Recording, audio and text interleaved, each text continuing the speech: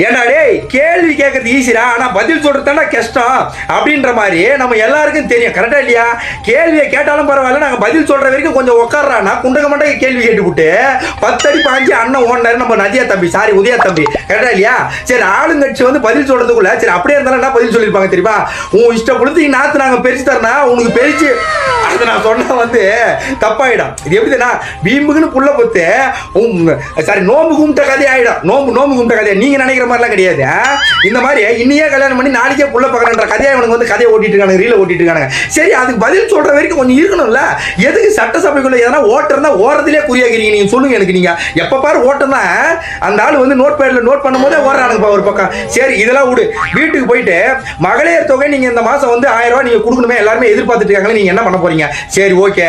அதாவது அது வந்து இன்னும் வந்து சில நாட்கள்ல உங்களுக்கு வந்து அதை வந்து என்னாவும் வங்கி கணக்குல வந்து சேரும். அந்த 2500 ரூபான்றது இன்னைக்கு வந்து பொதுக்குழு போட்டு அதாவது பண விவரங்கள் என்ன இருக்கு நாட்டில், நம்ம நாட்டில் என்ன பண விவரங்கள் வந்து எவ்வளவு தொகைகள் ஆகும் அப்படின்றத வந்து இன்னைக்கு வந்து கூட்டத்தை அமைச்சு பேசிக்கிட்டு இருக்காரு நம்ம முதலமைச்சர். அதுக்குள்ள இவங்க வந்துட்டாங்க எகிரி கடிக்கிறதுக்கு. ஆஹா, இதான டைம். சாராயத்தை 10 பாயிண்ட் சாராயத்தை முடுக்கு குடிச்சிட்டு மூத்திர மாதிரி குடிச்சிட்டு ஒரே ஓட்டம் தான், ஓட வேண்டியதான். ஓடி அது கேட்குறீங்களே.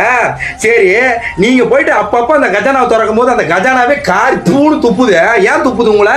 ஏன்னா கஜானாவே கண்டமேனி கடிச்சு கொதறி வச்சுக்கிறீங்க. கரெக்டா இல்லையா?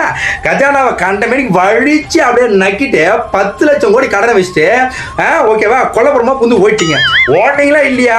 ஆனா அதை கேட்டா இல்ல இல்ல இல்ல இல்ல ஏன் விஜய் ஏன் செய்யல?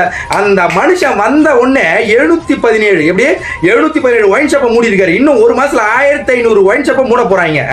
மக்கள் தூக்கி வச்சு கொண்டாடிட்டு இருக்காங்கடா. நீ என்னதான் வந்து ஜனநாயக படத்தை சொல்லுவாங்க, இந்த சிலுவையில அரைஞ்சாலும் அழிக்க முடியாத ஆள் ஆயிடுவான்னு சொல்லுவாங்க தெரியுமா? அந்த மாதிரி தான் உங்களை அவுத்து விட்டு அடிக்கிற வரைக்கும் விர்ச்சுவல் வாரியர்ஸ் ஆகிய நாங்க ஓயவ மாட்டோம். அந்த மனுஷன் இன்னும் ட்ரிகர் ஆனார்னா இவனுக்கு எங்க போகணும்னே தெரியல, டிக்கில அடி வாங்கி தான் ஓட போறானுங்க. இது தெரியாம இவங்களே மாஸ்க் காட்டன் தான் நினைச்சு புடிச்சு தள்ளிட்டு இருக்காங்க. டேய் ஜோக்கருங்களா?